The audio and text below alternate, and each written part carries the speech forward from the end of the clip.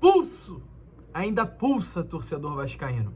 Ontem, na Arena Pantanal, o gigante, o Clube de Regatas Vasco da Gama, venceu o Cuiabá pelo placar de 2-0, com Luca Orejano e Gabriel Peck. O Vasco da Gama venceu uma partida essencial, importantíssima, até mesmo preciosa, contra hoje uma das melhores equipes deste campeonato brasileiro.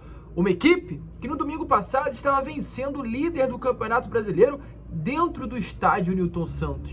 Uma vitória importantíssima, uma vitória que ainda faz o torcedor vascaíno pulsar, ainda faz o torcedor vascaíno acreditar e faz com que o torcedor vascaíno tenha força e fará com que segunda-feira, mais do que nunca, dentro de um São Januário lotado, o Caldeirão pulse. Vascaíno, eu venho nessa sexta-feira de manhã para falar exatamente isso a você. O meu, o seu, o pulso de mais de 20 milhões de torcedores vascaínos ainda pulsa pelo acesso à primeira divisão. Até o fim, vamos acreditar, o sentimento não para, aqui é Vasco. E como diz o técnico Ramon Angel Dias, o Vasco da Gama não vai barrar. Mas enfim, vascaíno, antes de começar esse vídeo, antes de deixar todos muito bem informados, sobre o nosso Vasco da Gama, como sempre eu faço aqui no canal, quero dar as boas-vindas a todos que estão chegando aqui pela primeira vez. Para quem ainda não me conhece, eu sou o Lucas e você está no canal do Gigante Vasco, o canal do torcedor vascaíno. E olha, Vascão, é o seguinte, você que está aí do outro lado e ainda não é um inscrito do nosso canal, vem agora aqui embaixo e já se inscreva no canal do Gigante. Estamos aí na meta, no objetivo, chegar à marca mais do que nunca a partir de agora dos 112 mil inscritos. E falta pouquíssimas pessoas. Então é o seguinte, você que está aí do outro lado, está procurando um canal que fale de Vasco, está procurando um canal que tenha alguém que ame o Vasco, esteja procurando alguém que além de ser um torcedor vascaíno fanático, é um jornalista e passa informações sérias do nosso Cruz Maltino, achou. Esse é o canal do Gigante. Então, se inscreva no nosso canal, de verdade mesmo, estamos aqui todos os dias, 3 vezes ao dia. Além disso, deixa aí o seu like, o seu joinha, o seu gostei, como você preferir chamar, que é fundamental e ajuda muito o crescimento do nosso conteúdo. Contamos muito com você que está aí do outro lado. Tranquilo, rapaziada? Mas, vambora, Sem muita enrolação, falar logo de Vasco da Gama. Eu quero começar aqui este Acorda Vascão, o primeiro vídeo ainda desta sexta-feira para falar sobre o que aconteceu ontem, pois como a gente trouxe no início deste Acorda Vascão, na introdução deste vídeo, ontem na Arena Pantanal, às 5 horas da tarde, neste feriado de finados que aconteceu, o Clube de Regatas Vasco da Gama, após 2 resultados ruins contra a Internacional, aliás, 3 resultados ruins, 2 derrotas para Flamengo e Internacional, e um empate contra o Goiás, aos 47 minutos do segundo tempo, o gol sofrido pelo Vasco da Gama, que arrancou a vitória do Vasco e deixou um sentimento muito mais de derrota do que de ponto conquistado.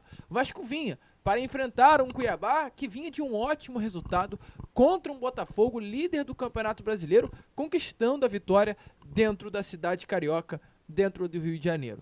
2 cenários diferentes, um cenário de um clube num momento ruim, lutando para não cair, e um outro cenário de um clube que consegue, novamente, praticamente garantir a sua permanência na Série A do Campeonato Brasileiro. O Cuiabá é um clube que nunca caiu à segunda divisão. Desde que chegou, consegue permanecer na elite do futebol. Esse era o cenário do jogo de ontem. Mas ontem, o Vasco botou o seu peso em campo. Ontem, o Cruz Maltino botou a sua garra, a sua vontade, a sua força, de vontade e o seu desejo de permanência na primeira divisão. E ontem, o Vasco venceu pelo placar de 2-0 a equipe do Cuiabá. Um gol marcado por Gabriel Peck aos 12 minutos da segunda etapa e o outro gol marcado pelo atacante argentino Luca Orejano aos 55 minutos do segundo tempo. O argentino marcou o primeiro gol dele com a camisa do Vasco da Gama. Um jogo muito importante, um jogo muito legal, um jogo em que o Vasco não foi bem, inclusive. O Vasco, trazendo aqui em números a vocês, terminou a partida com apenas 49% da posse, enquanto o Cuiabá com 51% dela. O Vasco terminou o jogo com 10 finalizações, enquanto o Cuiabá com 13. Mas para quem acompanhou a partida, viu-se um Cuiabá muito superior, um Cuiabá que mandava na partida, principalmente após o Vasco da Gama levar o gol. Um jogo em que o torcedor que assistiu a partida do último domingo viu um cenário muito parecido. Uma equipe que estava forte e firme tentando conquistar o empate diante de um Vasco, e um Vasco completamente acuado. Passou aquela cena do vamos novamente levar um gol no acréscimo neste Campeonato Brasileiro, assim como aconteceu durante toda a temporada. Mas não, dessa vez o Vasco não levou o gol, dessa vez o Vasco fez. E com um jogador que saiu do banco de reservas. Aos 38 minutos da segunda etapa, Ramon Dias insistiu novamente numa peça tão criticada por todo torcedor vascaíno. Não teve um torcedor que durante este ano de 2023 reclamou de Luco Orediano, ou aliás, não reclamou de Luco Orediano. Qual motivo? Vários, milhares de motivos para reclamar de um atacante argentino que veio com uma promessa custando 25 milhões de reais para os cofres do Vasco e até o dia 1º de novembro de 2023 não havia marcado nenhum gol com a camisa do Gigante da Colina, mas marcou num jogo importante, num jogo decisivo. E agora eu tenho certeza que mais do que nunca, que esse argentino sem confiança, sem expectativa e perspectiva, né, de ainda viver bons momentos com a camisa do Vasco da Gama, terá pela frente 7 rodadas, com uma confiança diferente e um novo momento vestindo a camisa do Gigante da Colina. Ontem foi a primeira vez que Luco Orediano jogou. Ontem foi o Luco Orediano que custou 25 milhões de reais aos cofres do Vasco. Ontem o Luco Orediano pegou o seu passaporte, carimbou e disse: estou no Rio de Janeiro. E a gente espera que a mesma coisa que ele fez ontem, esse jogador que quebra linhas, esse jogador que parte pra cima, esse jogador que é de 1 contra 1, é de mano a mano, e por isso que foi comprado, faça exatamente o que fez ontem no restante deste Campeonato Brasileiro. Luco Orediano tem tudo para brilhar, Luco Orediano tem tudo para ser diferente, Luco Orediano tem tudo para dar muitas alegrias ao torcedor vascaíno. E é isso que a partir de agora o vascaíno espera. E é claro, quem falou sobre a partida de ontem, sobre a vitória de ontem e sobre esse novo momento do Vasco daqui até a reta final de Campeonato Brasileiro foi o técnico argentino Ramon Dias. Bueno, hoy era un día muy especial para nosotros, porque teníamos conocimiento de los resultados, ya sea de Santos, de Bahía y de todos los equipos que venían jugando adelante de nosotros y habían ganado. Entonces el equipo tuvo una presión extra, pero quiero decir que yo estoy muy feliz por los jugadores porque están haciendo un esfuerzo enorme, están teniendo una personalidad increíble para saber sobrellevar esta situación tan difícil, y más en este momento, pero mostraron mucha personalidad. Hay algo muy importante también, que es la cantidad de gente que vino Vasco y los apoyó y lo continúa a apoyar y tiene confianza como tenemos nosotros.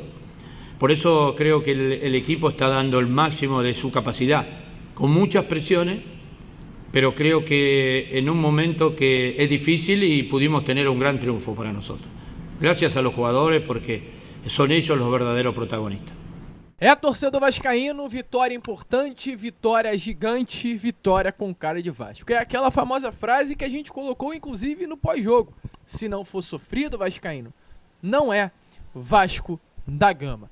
E acima de tudo, além de tudo, além da vitória do Vasco da Gama, ontem os resultados foram importantíssimos e agora chegou a hora de falarmos sobre essa 31ª rodada de Campeonato Brasileiro. A gente chega um pouco aqui ao lado, e está aparecendo a vocês. O Vasco da Gama aparece na 17ª colocação do Brasileirão. Abaixo do Vasco tem Goiás com 32 pontos, Coritiba e América Mineiro já rebaixados com 23 e 20 pontos, um Cruzeiro acima do Vasco, Santos e Bahia, os três com os mesmos números de pontos, 37, Internacional na 13ª rodada com 39 e Corinthians e Cuiabá com 40. Daí pra cima, pra mim, já estão salvos, que é São Paulo, Fortaleza, Fluminense, Atlético, sem chance nenhuma de rebaixamento. São Paulo e Fortaleza ainda não estão com aquele número mágico dos 45 pontos, que é o número que normalmente você consegue se salvar da segunda divisão. Mas ainda teremos pela frente 7 partidas. Acredito que Fortaleza e São Paulo conseguirão conquistar pelo menos uma vitória nos próximos 7 jogos. Então, é do Cuiabá para baixo, torcedor. Do Cuiabá para baixo, todo mundo está no bolo. Todo mundo está no bololô da zona do rebaixamento. É claro, Cuiabá e Corinthians com menos chances, e Internacional também, pois tem um número de pontos maior. Mas todos ainda têm chances de, se der mole nas próximas 7 partidas, acabar uma hora ou outra no Z4 do Campeonato Brasileiro. Até porque o Inter teve 2 jogos facílimos. O Inter pegou um América Mineiro e um Coritiba dentro do Beira-Rio e não venceu nenhum dos dois. Foi uma derrota para o Coritiba e um empate com o América Mineiro. Mas para mim o Internacional não cai. É olhar do Bahia para baixo. Do Bahia para baixo, meus amigos, vai ser até o final do Brasileirão. E ontem, os resultados que aconteceram, como a gente trouxe, foi essencial. Falar um pouquinho dessa 31ª rodada. Os resultados de terça e quarta foram muito negativos. O Bahia, adversário direto do Vasco, venceu. O Corinthians, adversário direto do Vasco, venceu e foi aos 40 pontos. O Santos, adversário direto do Vasco, venceu o Flamengo no Mané Garrincha. Uma partida em que ninguém esperava que o Santos viesse conquistar a vitória. Conquistou a vitória automaticamente os 3 pontos. Porém, ainda bem, ontem, os resultados foram favoráveis. O Vasco venceu. E, sinceramente, poucos torcedores vascaínos ontem confiavam numa vitória do Vasco e ela veio. Ela rolou. A vitória chegou ao Gigante da Colina. 2-0 contra o Cuiabá. O Goiás foi duramente derrotado dentro da Serrinha para a equipe do Red Bull Bragantino. Uma derrota importante para o Vasco. E o Cruzeiro perdeu também para o São Paulo dentro do Morumbi. E aí vocês, ao olharem a tabela, podem até falar, né? Lucas, calma aí. O Cruzeiro é uma equipe que tem um jogo a menos. O Cruzeiro tem 30 pontos. Tudo bem. Tem 30 jogos, perdão. Ok. Mas esse jogo que o Cruzeiro tem a menos é contra o Fortaleza na Arena Castelão. É um jogo muito difícil até de se pontuar, até do Cruzeiro conquistar um empate. Dificilmente o Cruzeiro vai sair desse jogo a menos com pontos conquistados. Então é um ponto positivo aí para o nosso Vasco da Gama. Mas o que importa mesmo é a próxima rodada de Brasileiro. Os adversários diretos do Vasco têm duros jogos pela frente. É Grêmio e Bahia na Arena do Grêmio. Esses 3 adversários que vocês estão olhando aqui ao lado. Santos, Bahia e Cruzeiro. Bahia enfrenta o Grêmio, lá em Porto Alegre. Santos enfrenta o Cuiabá. É um jogo, ok, fácil para o Santos. Vocês que acham? Cuiabá está na lista de top 5 melhores visitantes do Campeonato Brasileiro. O Cuiabá tem mais pontos conquistados fora do Mato Grosso do que dentro do Mato Grosso. Ou seja, o Cuiabá consegue conquistar mais pontos como visitante do que como mandante. Então, se o Santos acha que vai enfrentar um Cuiabá de forma tranquila, não vai. Vai ser um jogo dificílimo para o Santos dentro da Vila Belmiro. Além disso também, Goiás enfrenta o Coritiba no Couto Pereira. E o Cruzeiro, que é mais um adversário direto, enfrenta o Internacional, que também é um dos melhores visitantes desse Brasileirão. Então, jogos difíceis para Cruzeiro, para Santos, para Bahia e para Goiás. Já o Vasco, querendo ou não querendo, é uma realidade hoje. Na minha opinião, tem um jogo mais fácil dentre esses clubes. Mais fácil, sim, do que até um Santos e Cuiabá. Por quê?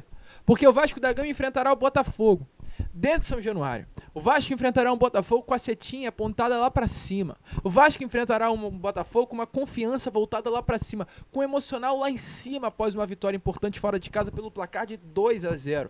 Enquanto um Botafogo que enfrentará um Vasco com uma vergonha sofrida dentro do Newton Santos. O Botafogo enfrentará um Vasco da Gama com a pressão de estar apenas 3 pontos do Palmeiras. 3 pontos do Palmeiras e a pressão de perder. Olha só, a pressão de perder a liderança nesta rodada. Sabe por quê? O Botafogo tem 59 pontos, o Palmeiras tem 56. Mas o Palmeiras tem uma vitória a mais do que o Botafogo. Sabe o que isso significa? Se o Botafogo perder a partida para o Vasco e o Palmeiras vencer o jogo em cima do Atlético Paranaense dentro do Allianz Parque, o Botafogo perde a liderança do Brasileirão, torcedor vascaíno. Olha isso. Então o Botafogo entrará muito mais pressionado do que o próprio Vasco. O Vasco está lutando para não cair, sim. Mas quem entrará mais pressionado nesse jogo de segunda-feira é o próprio Botafogo. Então olha a diferença do emocional. O Vasco luta para não cair, ok, mas vem de uma vitória. São Januário lotado, ingressos esgotados. Enquanto o Botafogo vem com o emocional abalado, após uma virada histórica, jogando dentro de casa, vencendo por 3-0 e conseguindo perder ainda a partida nos minutos finais. E, além de tudo, podendo perder a liderança. Esse é o jogo do Vasco. Vencendo, não sei se o Vasco sairá do Z4. Pode acontecer de não sair, principalmente se o Santos vencer. Mas, se o Cruzeiro perder, o Vasco já sai dessa zona. Se o Bahia perder, o Vasco também já sai dessa zona. Então, torcedor, é a rodada decisiva. E acima de tudo, após o Bahia, tem o América Mineiro no domingo que vem, dentro de São Januário. 32ª rodada. Anotem essa rodada. É a rodada do Vasco da Gama. A vitória em cima do Botafogo ainda aumenta mais a confiança. E após o Botafogo, uma vitória contra o América, leva 40 pontos e livra o Gigante da Colina praticamente dessa quinta queda, né? Perdão. Grande vitória ontem. Vasco, como a gente vem dizendo, na minha opinião, não cai. A segunda divisão não tá com aquele cheiro de queda. Mas o Vasco, abrindo aqui até um parênteses, vai mudar. O ano que vem será um ano diferente. E ontem, a informação que tivemos, até falando, né, sobre esse momento que o Vasco vive, é de reformulação. Para quem acompanha o nosso canal sabe muito bem disso. A gente vem tocando nesse assunto, vem falando sobre isso, sobre a reformulação que passará no Vasco. Uma reformulação com relação ao elenco. Miranda, Figueiredo, Zé Vitor. Peças hoje que não vêm sendo utilizadas sairão do Vasco. Peças que são utilizadas permanecerão. Zé Gabriel, um volante, que tem contrato com o Vasco até o final do ano, terá o seu contrato renovado. Então será um ano de reformulação. Um ano em que o Vasco tende a chegar em 2024 com tudo. É o objetivo do Vasco da Gama. Mas essa reformulação passará por dentro e fora de campo. E fora de campo, torcedor, a reformulação acontecerá. Ontem a informação que tivemos, através lá do jornalista Flávio Dias, um jornalista muito informado, principalmente se tratando de Vasco da Gama, da parte da diretoria, da parte interna, é que Paulo Brax, o atual diretor executivo, dificilmente permanecerá no Vasco em 2024. Ou seja, o Vasco hoje não deve mais contar com Paulo Brax para o ano que vem. Mudanças irão acontecer no departamento de futebol do Gigante da Colina e essa mudança passa pela saída do Paulo Brax. E automaticamente o nome surge como uma situação muito favorável. E tende a ficar ainda mais favorável dependendo das eleições. Eleições que aconteceram no dia 11 de novembro, a data já está marcada. E terá hoje, querendo ou não, como um candidato que tem a grande chance de conquistar aí a eleição presidencial, né, que é o Pedrinho, uma amizade muito forte com um grande profissional da área, que é o Rodrigo Caetano. Rodrigo Caetano é um nome que tem uma amizade muito grande com o Pedrinho e é o favorito de Pedrinho para assumir o cargo de diretor executivo. Mas não passa apenas por ele, porque hoje Pedrinho, querendo ou não é um presidente do Vasco.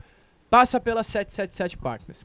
As informações que nós temos em mãos é que além da saída de Paulo Brax, que é algo muito natural de acontecer, a saída do Abel Braga, que é algo muito natural de acontecer, dificilmente esses dois permanecerão no Vasco da Gama em 2024. O Abel Braga praticamente é peça fora do baralho e o Paulo Brax está indo também nesta direção.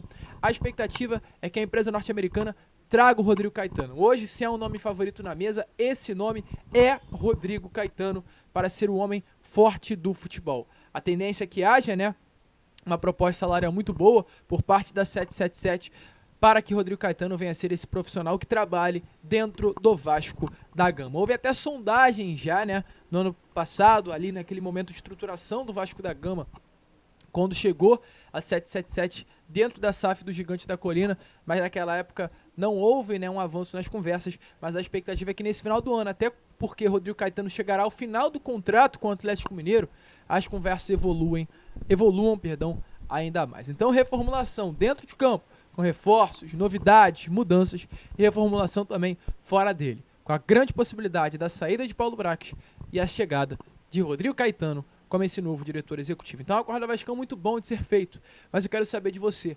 Você, torcedor vascaíno, é a favor também dessa reformulação? Para você, o Paulo Brax deveria sair? Deve ser essa peça fora do baralho, essa carta fora do baralho? Deixe a sua opinião aí nos comentários. A gente fica por aqui. Esse foi o Acorda Vascão, apenas o primeiro vídeo dessa sextou após esse feriado. E voltaremos hoje à tarde com Fala Gigante na parte da noite também. Com Boa Noite Gigante, contando, é claro, sempre com a presença de todos vocês. Que vamos, se inscrevam, compartilhem e saudações vascaínas.